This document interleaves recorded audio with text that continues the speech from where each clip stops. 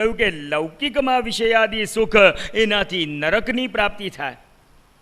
વૈદિકમાં જો મન આસક્ત, અહીંયા કહ્યું કે સ્વર્ગાદિ સુખની પ્રાપ્તિ થાય. અરે એ પણ ક્ષીણ થતાં ફરી પાછા સંસારમાં પડવાનું.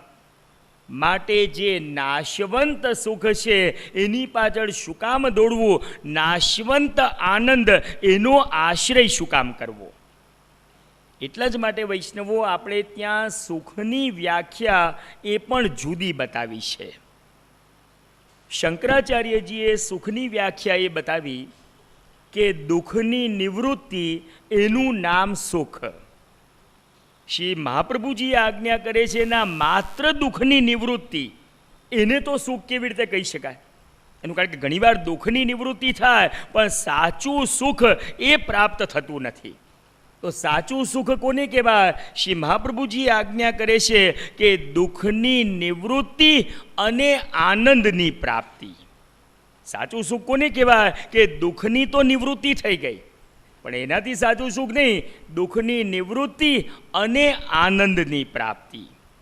એટલા જ માટે વૈષ્ણવો તમે જુઓ, અન્ય માર્ગની અંદર મોક્ષનો મુક્તિનો જે પ્રકાર બતાવ્યો, શ્રી વલ્લભાષ્ટક ગ્રંથની અંદર આ વાતને બહુ સુંદર રીતે બતાવી છે કે અન્ય માર્ગીઓ મુક્તિ કોને સમજે? કહ્યું કે ભાઈ કોઈક એમ સમજે કે સુખ અથવા દુઃખ એનો આત્યંતિક અભાવ એનું નામ મુક્તિ. સુખ અથવા દુઃખનો આત્યંતિક અભાવ એટલે શું? મનમાં સુખની પણ લાગણી થતી નથી, દુઃખની પણ અનુભૂતિ થતી નથી. સમજી લેવાનું કે મુક્ત થઈ ગયો, એનો મોક્ષ પુરુષાર્થ સિદ્ધ થઈ ગયો. શ્રી ગુસાઈજી ત્યાં પ્રશ્ન ઉઠાવે, અલ્યા ભાઈ કશા જો કોઈ અનુભૂતિ જ થતી નથી તો એનો પુરુષાર્થ સિદ્ધ થયો કેવી રીતે કહેવાય? અમુક સ્થાન પર માનવામાં એ આવ્યું કે મુક્તિ કોને કહેવાય? પરબ્રહ્મ સ્વરૂપની અંદર સાયુજ્ય, જે અંદર ભળી જવું, લય થઈ જવું, એનું નામ મુક્તિ બતાવી. અક્ષર બ્રહ્મમાં જે લય થઈ જવાની સ્થિતિ એને મુક્તિ બતાવી. ત્યાં કહી રહ્યા છે કે આ મુક્તિ વાત સાચી પણ એનાથી પરમ આનંદની પ્રાપ્તિ થાય ખરી?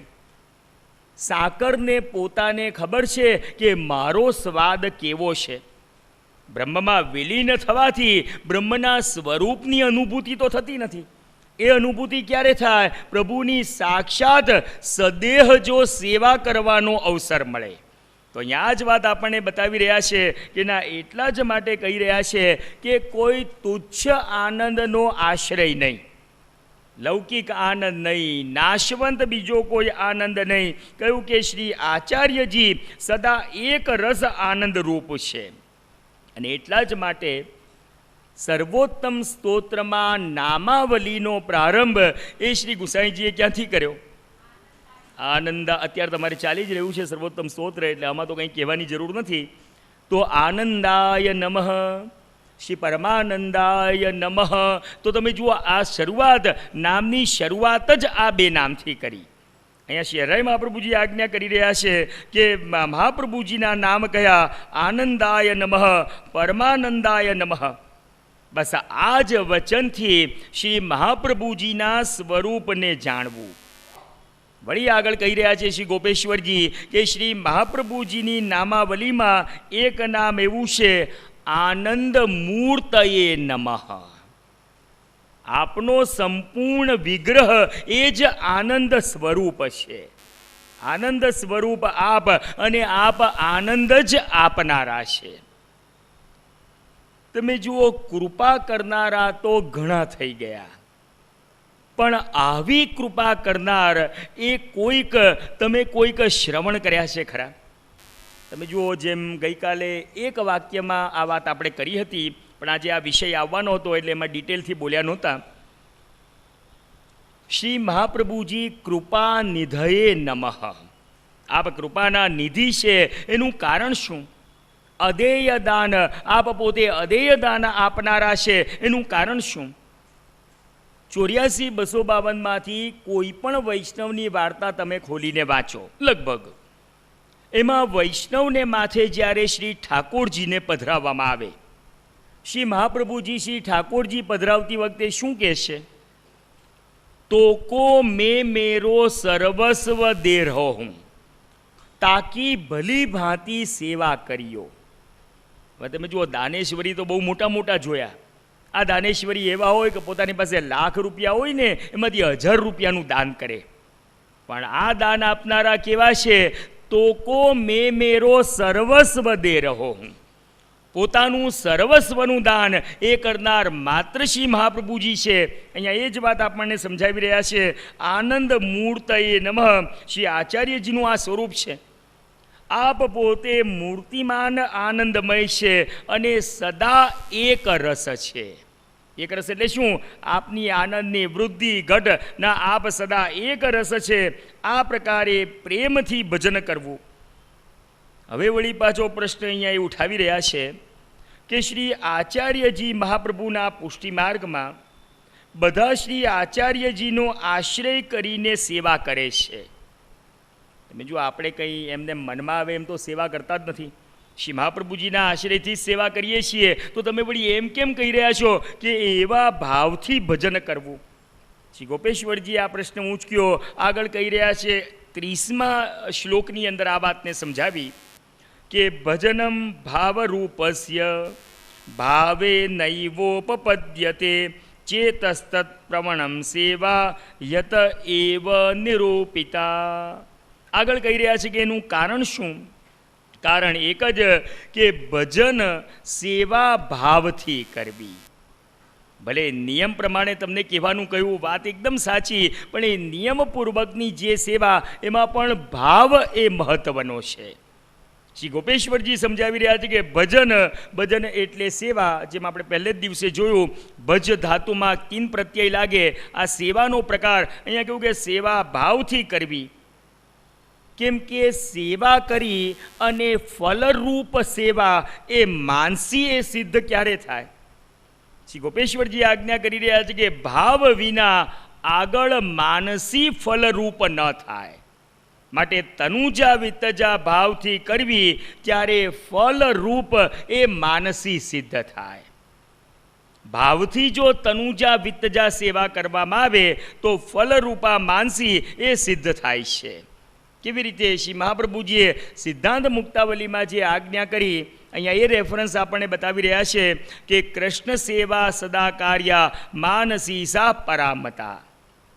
એક જ વાત અહીંયા બતાવી કે સદા શ્રી કૃષ્ણની સેવા કરવી અને એ સેવા માનસી ઉત્તમ સેવા છે.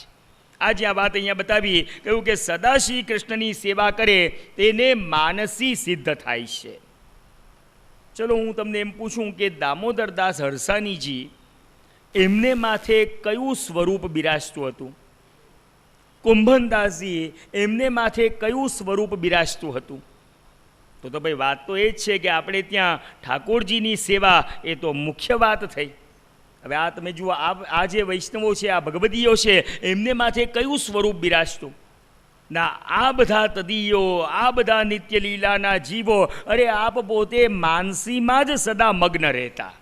દામોદરદાસ હરસાનીજીની વાર્તામાં તમે વાંચશો, ત્યાં સ્પષ્ટ લખ્યું છે દામોદરદાસજી માનસીમાં મગ્ન રહેતા. તો આ રીતે અહીંયા બતાવ્યું કે આ પ્રકારે કૃષ્ણ સેવા સદા કાર્યા માનસી સા પરામતા.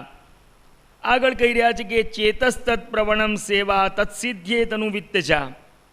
હવે આ માનસી સિદ્ધ ક્યારે થાય? કહ્યું કે ચિત્ત પ્રભુમાં એકાગ્ર થાય તે સેવા. સૌથી પહેલી વાત તો અહીંયા બતાવી કે ચેતસ્તત પ્રવણમ સેવા. સેવા કહેવાય કોને? વૈષ્ણવો સેવા એને કહેવાય કે જ્યારે આપણું ચિત્ત એ પ્રભુની અંદર પરોવાયું છે. આપણે જે સેવા કરીએ છીએ, જે મિકેનિકલ આપણો થોડો સેવાનો પ્રકાર થઈ જાય છે, અહીંયા આજ્ઞા કરી રહ્યા છે કે ના, શ્રી કૃષ્ણની સેવા ચિત્ત પ્રભુમાં એકાગ્ર થાય તે સેવા. અને આગળ આજ્ઞા કરી રહ્યા છે કે એની સિદ્ધિને માટે તનુજા અને વિત્તજા કરવી. શ્રી ગોપેશ્વરજી આજ્ઞા કરી રહ્યા છે કે જેમ નદીનો પ્રવાહ એક ધારો, એની કોઈ લિમિટ હોય ખરી કે ભાઈ 8 થી 5 જ નદીનો પ્રવાહ ચાલશે? એવી રીતે આપણે પણ જે લિમિટ નક્કી કરીએ છીએ, ના સેવાના સમયે હોઈએ ને ત્યારે ઠાકોરજીમાં મન, બાકીના સમયે અહીંયા કહ્યું કે ના, તનુજા વિત્તજા સેવા. તનુજા વિત્તજા પણ ભાવ સહિત મન લગાડીને કરે. ત્યારે જ બને અને ત્યારે જ સિદ્ધ થાય. તો મુખ્ય વાત આ શ્લોકમાં એક જ બતાવી, તનુજા વિત્તજા સેવા પ્રભુની જે કરીએ ને એ સેવા પણ અત્યંત ભાવપૂર્વક, સેવા પણ એ સેવા અત્યંત ભાવપૂર્વક જ કરવી. મુશ્કેલી આમાં એવી થાય છે વૈષ્ણવો કે ઘણીવાર આપણું લૌકિકમાં જે મન વધારે લાગે ને એને કારણે શું થાય છે કે આ ભાવમાં શિથિલતા આવી જાય છે. થોડું ઘણું આપણે હવે ચાલે, આજના સમયમાં તો કંઈ બહુ એવું એ છે નહીં. અમારા એક બેને મને કહ્યું હતું કે શાસ્ત્રીજી એક વિષય ખાસ કહેજો કે આપણે ત્યાં રેડીમેડ, જો કે બધા અહીંયા બહુ સુજ્ઞ વૈષ્ણવો બેઠા છે એટલે બહુ એની પર હું વિશેષ કંઈ વાત કહેવાનો નથી, કે તૈયાર સામગ્રી, તૈયાર વસ્ત્ર તેવા બને ત્યાં સુધી આપણા હાથે જે સામગ્રી, આપણા હાથે જે વસ્ત્ર, સામગ્રીમાં તો બને ત્યાં સુધી નહીં, નિશ્ચિત જ આપણે જ સિદ્ધ કરેલી સામગ્રી ઠાકોરજીને ધરવી. વસ્ત્ર વગેરે, આભૂષણ વગેરેમાં પણ એટલા જ માટે તમે જુઓ આપણે ત્યાં માલાજીનો આટલો આગ્રહ છે. વૈષ્ણવો આમ તો માલાજીનો જે ભાવ શ્રી હરરાય મહાપ્રભુજી વગેરે બતાવ્યો છે, આપણે એ નહીં, આપણે એકદમ સામાન્ય રીતે જો વાત કરીએ, વૈષ્ણવો 100 રૂપિયાનો હાર જો આપણે ઠાકોરજીને ધરીએ ના, 100 રૂપિયાનો હાર ધરીએ તો શું થાય, આપણી વિત્તજા સેવા વપરાઈ, તનુજા સેવા એમાં આપણી કંઈ થઈ નહીં. જ્યારે 10 રૂપિયાના ફૂલ એમાંથી જે આપણે માળા સિદ્ધ કરી, શું થયું, 10 રૂપિયા એ આપણી વિત્તજા સેવા, 100માં દોરો પોરવ્યો, એક એક કરીને પુષ્પ પોરવ્યા, માલા સિદ્ધ કરી, બીજે દિવસે માલા ધરાવી, આખી જે પ્રક્રિયા થઈ એ આપણી તનુજા સેવા પ્રભુએ અંગીકાર કરી. તો એટલા જ માટે તનુજા વિત્તજા વૈષ્ણવ આ જે વિશિષ્ટ આપણી સેવાનો પ્રકાર છે ને, એને જ કારણે તમે જુઓ આપણી સેવાનું સ્વરૂપ એ પણ અન્ય કરતાં વિશિષ્ટ થઈ ગયું છે. એમનેમ રાજા માનસી, એને મનમાં આનંદ થોડો થયો. તમે જો જ્યારે ઉષ્ણકાળના દિવસો હતા અને આ રાજા માનસી, વ્રજમાં બધાને ખબર પડી ગઈ રાજા માનસી આવવાના છે, અને વ્રજના બધા મંદિરોએ ભલે બળબળતો ઉનાળો ચાલતો હતો, પણ જે શ્રૃંગાર, જરીના ઝગમગતા વાઘા ને એકદમ ભારે શ્રૃંગાર, મહારાજા માનસી જે મંદિરમાં પ્રવેશ કરે ને, એ મંદિરમાં જઈને એને અકળામણ થાય. એનું કારણ કે બાહ્ય આડંબર જ દેખાય, પ્રભુના સુખનો વિચાર જરાય દેખાય નહીં. અને કહી રહ્યા છે કે આજ રાજા માનસી જ્યારે શ્રી ગિરિરાજજીની ઉપર નાથ દ્વારા શ્રીજી બાવાની સન્મુખ જ્યારે આવ્યો, આપણે ત્યાં તો તમને ખબર છે કે શ્રીજીની સન્મુખ જ્યારે ઉષ્ણકાળની અંદર અનેક પ્રકારના શીતોપચાર જે થતા હોય, આ રાજા માનસી જેવો નિજ મંદિરની અંદર પ્રવેશ કરે અને એવી શીતળતાનો એનો અનુભવ થયો, તરત એ બોલી પડ્યો, ના, સેવા તો માત્ર અહીંયા જ થાય છે. એટલે તમે જુઓ આ પરંપરા, આજે શ્રી મહાપ્રભુજીની આજ્ઞા પ્રમાણે, એટલે આપણને ડગલે ને પગલે અનુભૂતિ થશે કે આપણી સેવાનો પ્રકાર એ નિશ્ચિત વિશિષ્ટ રૂપે આપણને આજ્ઞા કરવામાં આવી. કારણ શું? કારણ આપણે છેલ્લા 4 દિવસથી જોઈ રહ્યા છીએ કે આ કોઈ પૂજા માર્ગ નહીં, અરે ભાઈ પૂર્ણ પુરુષોત્તમની સેવા એ આપણે માથે શ્રી મહાપ્રભુજીએ પધરાવી છે. આગળ બતાવી રહ્યા છે કે બસ એ જ રીતે તનુજા વિત્તજા પણ ભાવ સહિત મન લગાડીને જો કરે, કહ્યું કે ત્યારે જ એ સિદ્ધ થાય. અને આ પ્રકારે શ્રી મહાપ્રભુજીએ નિરૂપણ કર્યું છે. હવે તરત પ્રશ્ન પૂછવામાં આવે કે ભાઈ જેને માનસી સિદ્ધ થઈ છે, સમજ કેવી રીતે પડે કે માનસી સિદ્ધ થઈ? ભાઈ જેને માનસી સિદ્ધ થઈ હોય એના લક્ષણ શું? જેમ ગીતાજીની અંદર ભગવાનને પૂછવામાં આવ્યું ને કે સ્થિતપ્રજ્ઞસ્ય કા ભાષા, ભાઈ સ્થિતપ્રજ્ઞ કોને કહેવાય, કંઈ એના લક્ષણ તો બતાવશો. અહીંયા કહી રહ્યા છે કે જ્યારે માનસી સિદ્ધ થઈ તો એના લક્ષણ કઈ રીતે જણાય? શ્રી હરરાય મહાપ્રભુજી એના લક્ષણ બતાવી રહ્યા છે કે તસ્યામ તુ વિસ્મૃતિર્ભાવ્યા જગત સર્વથા ધ્રુવમ તદ્ભાવે માનસે તો સેવાનાન્નૈવ સિદ્ધ્યતિ. કહી રહ્યા છે કે આ માનસી સેવામાં સર્વથા જગતની નિશ્ચલ વિસ્મૃતિ થઈ જાય છે, અથવા તો વિસ્મૃતિ થવી જોઈએ, અને એના અભાવના સેવનથી માનસી સિદ્ધ ન થાય. અર્થ એનો શું કે સંપૂર્ણ જગત એની જો વિસ્મૃતિ થઈ ગઈ, કેવી રીતે? જગતની નિશ્ચલ વિસ્મૃતિ. વૈષ્ણવો અહીંયા શ્રી ગોપેશ્વરજી આગળ આ વાતને આપણને વધારે વિસ્તારથી સમજાવશે, પણ એ સમજતા પહેલાં હું તમને થોડા દ્રષ્ટાંત 252-84 વૈષ્ણવમાંથી જો બતાવું કે જેને માનસી સિદ્ધ થઈ છે એના લક્ષણ કેવા છે. તમે જુઓ, આ સેવામાં જ જેની માત્ર પ્રવૃત્તિ હોય, જગતમાંથી જેનું મન નીકળી ગયું છે, એને માટે શ્રી ગોપાલદાસજી શું આજ્ઞા કરે છે? તેને કાલકરમ નવ બંધેરે યમ તે શિર ધનુષ નવ સંધેરે. તમે જુઓ, આ જે પ્રકારના જીવ છે એને કાલ કરમ કંઈ બંધન કરતું નથી. સૌથી પહેલાં તમે જુઓ, કાલ એ બંધન કરતા રહેતા નથી. કેવી રીતે? શેઠ પુરુષોત્તમદાસજીના પુત્ર, એમને મનમાં વિચાર આવ્યો કે પિતાશ્રીની અવસ્થા આટલી બધી થઈ ગઈ ને હજુ સેવામાં દોડ કરે છે. તરત જ પિતાશ્રીને કહેવાનો વિચાર કર્યો કે હવે આપ જરા સેવાનો ક્રમ મારે માથે પધરાવો, આપની અવસ્થા થઈ ગઈ છે, આપનાથી કેવી રીતે સેવા થતી હશે?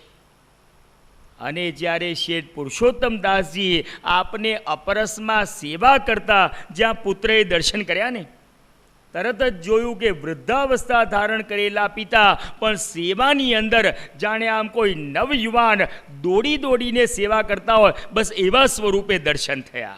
કારણ શું? જેને કાલકરમ નવ બંધેરે. અરે ભાઈ, કાલ, અવસ્થા, વૃદ્ધાવસ્થા આ બધાની ક્યાં અસર થાય છે? અરે કાલને સાથે ત્યાં કહ્યું કે તે શિર યમ ધનુષ નવ સંધેરે. પેલી એક ડોશીમાની આપણે ત્યાં વાર્તા આવે છે ને, એક વાર નહીં 8 વાર એણે યમને પાછો મોકલ્યો. કેમ ભાઈ? અરે હજુ સેવા બાકી છે ને. જો તો તમે જુઓ, યમને જે પાછા મોકલી શકતા હોય, અહીંયા કહ્યું કે એટલે જ ગોપાલદાસજી આપણને સમજાવ્યું કે જેને કાલકરમ નવ બંધેરે તે શિર યમ ધનુષ નવ સંધેરે. તમે જુઓ, જગતને ભૂલી જવું એટલે શું થાય? રાજા આશ્કરણજીનો પ્રસંગ તમે જુઓ, કહી રહ્યા છે કે જ્યારે હજુ તો પાછલી પ્રહર રાત જ્યારે બાકી હતી, આશ્કરણજી પોતે ઊભા થઈ અને જ્યાં સેવામાં પ્રવૃત્ત થઈ રહ્યા હતા, સેવા આપ કરી રહ્યા હતા, એ જ સમયે 2 ચોર એ ઘરની અંદર, મહેલની અંદર પ્રવેશ કર્યો. એટલે ચાંદીના વાસણ વગેરે લેવા માટે આવ્યા હશે. હવે એવામાં જ્યાં રાજા આશ્કરણજીને ઊભા થયેલા જોયા ને, આ ચોરોએ શું કર્યું કે આશ્કરણજીને તીર માર્યું. હવે આ તીર એ પાછળથી પ્રવેશ કરી આગળથી આર પાર આ તીર નીકળી ગયું.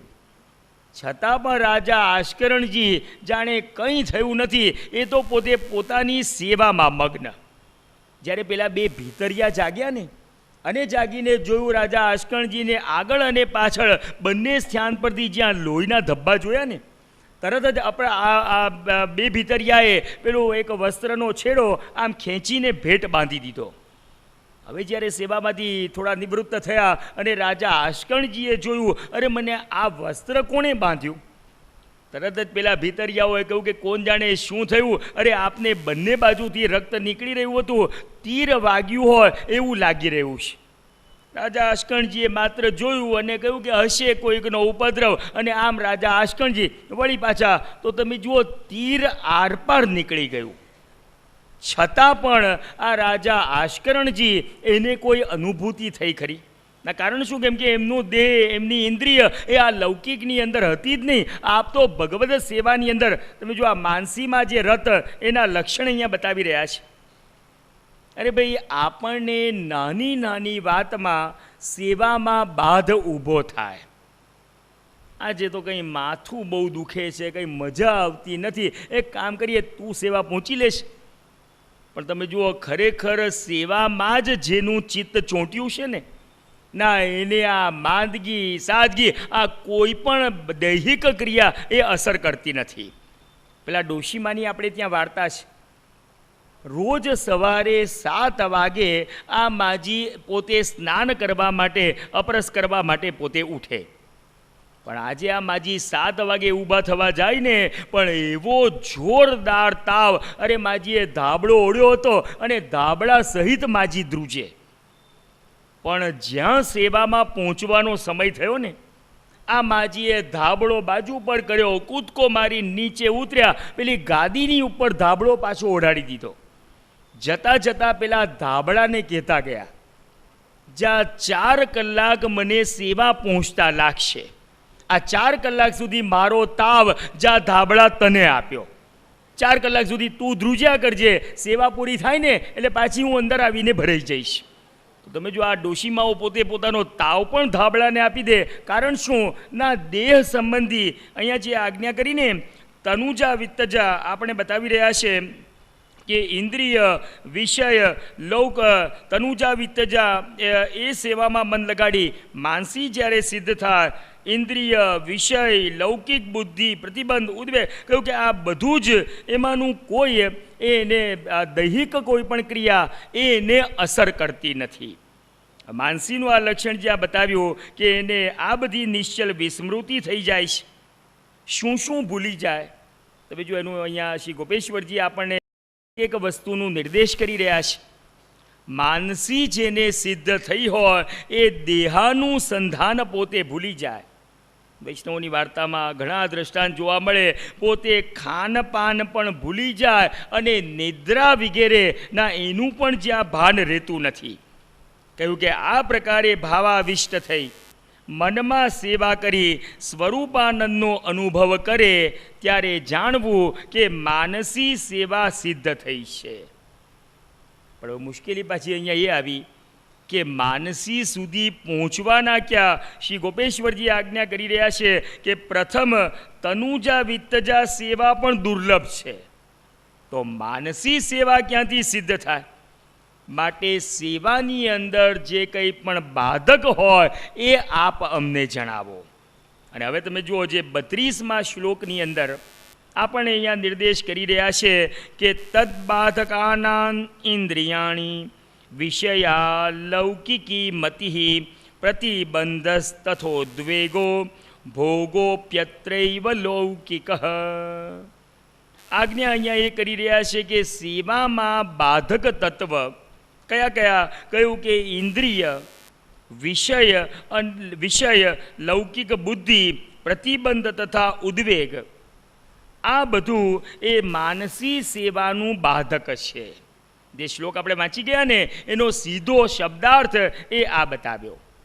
હવે આ વાતને વિસ્તૃત રીતે શ્રી ગોપેશ્વરજી સમજાવે કે તનુજા વિત્તજા સેવા મન લગાડીને કરવી.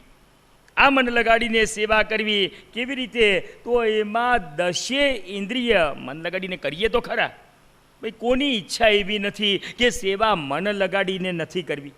બધાની જ ઈચ્છા છે સેવા તો મન લગાડીને કરવી, પણ એમાં બાધક શું છે? અહીંયા કહ્યું કે એમાં 10 ઇન્દ્રિય જે છે ને એ જ બાધક બને છે. કેવી રીતે? કારણ શું?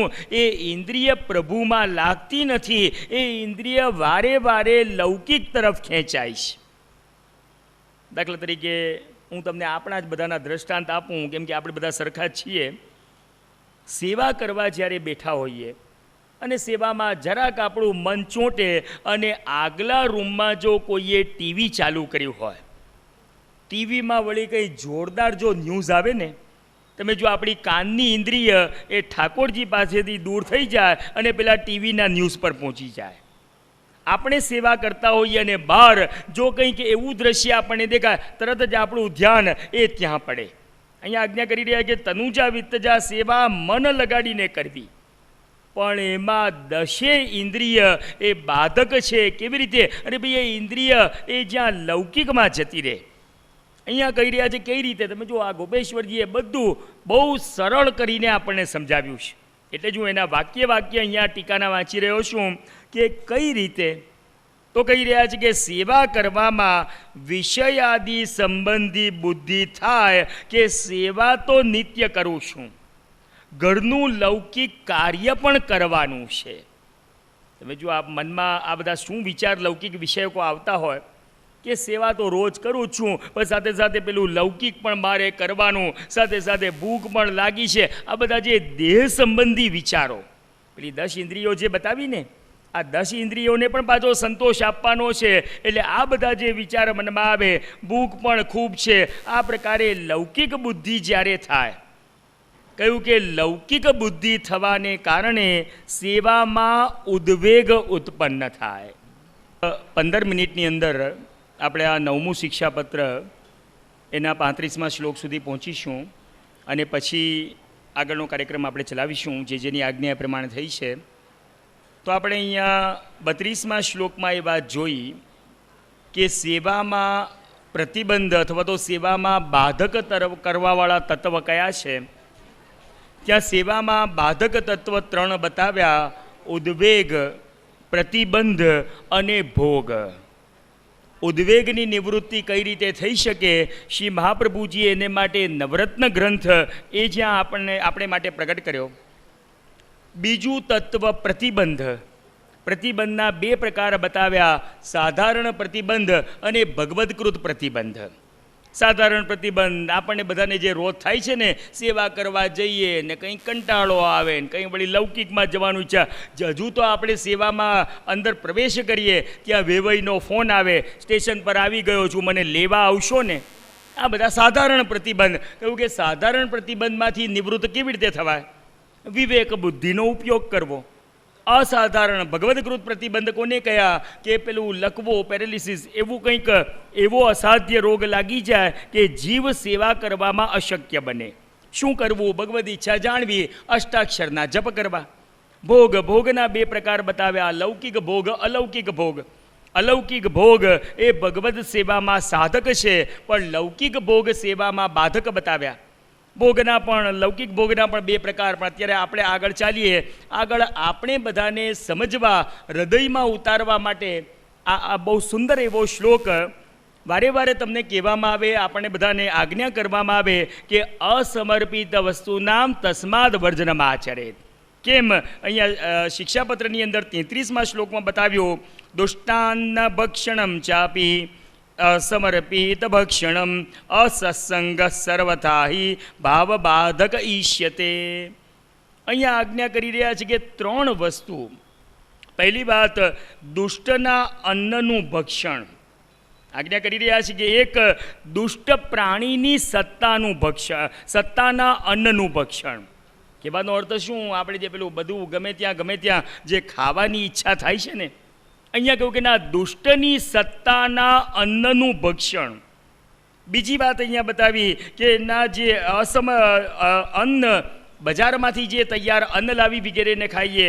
આગળ કહી રહ્યા છે કે અસમર્પિત, અસત બહિર્મુખનો સંગ. નારદજી આ વાતને બહુ સુંદર રીતે બતાવી છે કે બુદ્ધિ બગડવાની શરૂઆત ક્યાંથી થાય? અટ્ટશૂલા જનપદા શિવશૂલા દ્વિજાતય.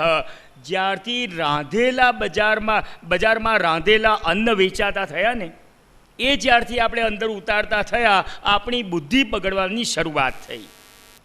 વૈષ્ણવો અસમર્પિત લઈએ તો કેટલો મોટો દોષ. શ્રી મહાપ્રભુજીના વાક્ય હું અહીંયા નથી કહેતો, હું અહીંયા અન્ય પુરાણના વાક્ય કહું છું. અન્ય પુરાણના 2 વાક્ય અહીંયા ફક્ત જોઈએ. આ શ્લોકમાં આગળ ચાલીએ. અહીંયા એક શ્લોક તો એ બતાવ્યો,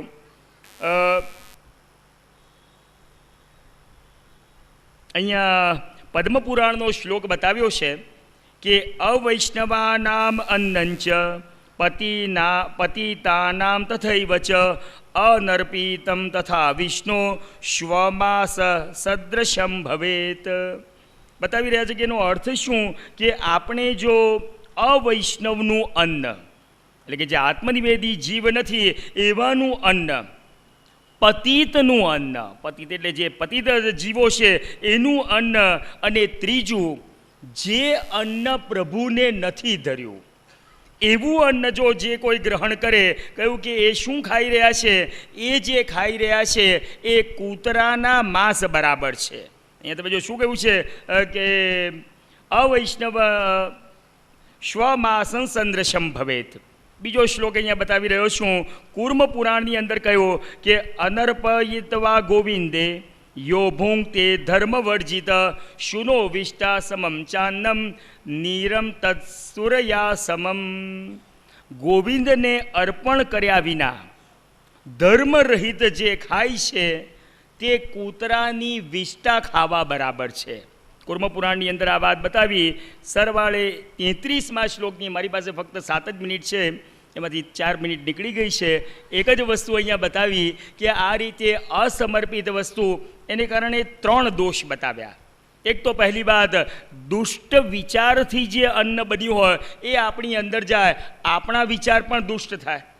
અસમર્પિત લીધાનો દોષ અને બહિર્મુખનો સંગ, આમ 3 દોષ 34મા અને 35મા શ્લોકની અંદર બતાવી દીધું કે માટે દુસ્સંગનો ત્યાગ કરી શ્રી આચાર્યજી મહાપ્રભુજીનો આશ્રય કરી અને તદીયજનના સંબંધ નિમિત્ત તેમજ ગુરુ નિમિત્ત માર્ગમાં સ્થિત થઈ વિષયમાં વૈરાગ્ય કરી સંતોષ રાખી નિરંતર આનંદ થાય. બીજું આ છેલ્લા 2 શ્લોકની અંદર આખા જે 35 શ્લોક એને વાઇન્ડ અપ કરીને બતાવી દીધું. જે આપણને પહેલા 17 શ્લોકની અંદર ભગવદ સ્વરૂપનું વર્ણન, પછીના 3 શ્લોકની અંદર પ્રેમ આસક્તિ વ્યસનનું આપણને દર્શન કરાવ્યું. એની પ્રાપ્તિ કેવી રીતે થાય, એક પછી એક સ્ટેપ બતાવતા ગયા. આ ભાવ કેવી રીતે સાધન દ્વારા નહીં, પ્રભુની કૃપાથી પ્રાપ્ત થાય. પ્રભુની કૃપા કેવી રીતે પ્રાપ્ત થાય? શ્રી મહાપ્રભુજીના ચરણનો દ્રઢ આશ્રય કરવાથી. એ કેવી રીતે થાય? શ્રી મહાપ્રભુજીની બતાવેલી સેવા રીત, એનું પાલન કરવાથી. એમાં મન કેવી રીતે લાગે? વલ્લભ કુળના વચનામૃત એનું મનનપૂર્વક શ્રવણ કરવાથી. તો આમ કરતાં કરતાં છેલ્લે સુધી 35મા શ્લોકમાં એક જ વાત કહી કે આ બધું જે કંઈ પણ શ્રવણ કર્યું એને જો આપણે જીવનમાં ઉતારીશું તો નિરંતર આનંદ થાય. તે રીતે સદાનંદ સ્વરૂપ, મેં તમને પરમ દિવસે કહ્યું કે સદાનંદ સતચિત આનંદ સ્વરૂપ એવા શ્રી કૃષ્ણ, એનું સદા ભજન કરવાથી અવશ્ય શ્રી મહાપ્રભુજીની કહાનીથી આપણી ઉપર કૃપા થશે. અને અવશ્ય આપણી ઉપર કૃપા થઈ જ છે. કેમ કે 9મું શિક્ષાપત્ર, ગઈકાલે પ્રશ્ન એવો હતો કે આ પત્ર પૂરો થશે કે નહીં, પણ ભગવદ્ કૃપાથી બહુ સુંદર રીતે જે કંઈ પણ પ્રભુ પ્રેરણા થઈ, 6, 7, 8 અને 9, તો 5 દિવસની અંદર ભગવદ્ કૃપાથી આપણે 4 શિક્ષાપત્રના દર્શન કર્યા. એટલે હવે તમારે બધાએ યાદ એ રાખવાનું છે કે આવતા ઉત્સવ પર જ્યારે આપણે ભેગા થઈએ ત્યારે રાઉન્ડ ફિગર 10માંથી આપણે શિક્ષાપત્રનો પ્રારંભ કરવાનો છે. હવે અહીંયા જે સમાપનની આપણે જે કંઈક કાર્ય આગળ ચલાવવાનું છે, આપશીના વચનામૃત, એનો પણ આનંદ લેવાનો છે. કલ્પેશભાઈ, કંઈક અહીંયા કોઈ બાળકીની કૃતિ વગેરે પણ આપણે જોવાની છે.